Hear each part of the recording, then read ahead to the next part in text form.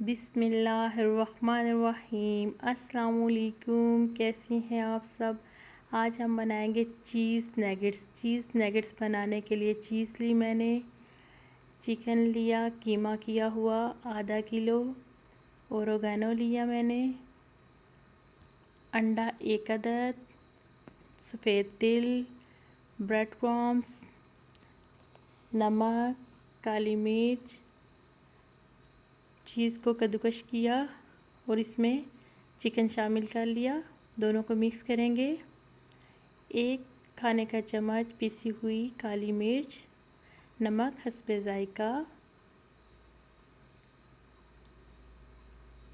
Oregano आधा खाने का चम्मच।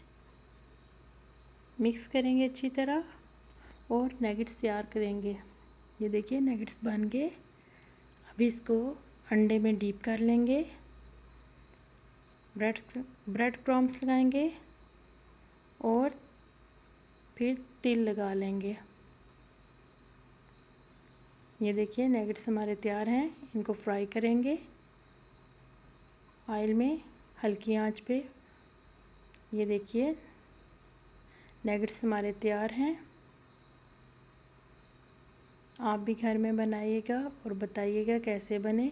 प्लीज़ मेरे चैनल को like, comment, subscribe and share कीजिएगा। इजाज़त चाहती हूँ। अल्लाह हाफ़िज़।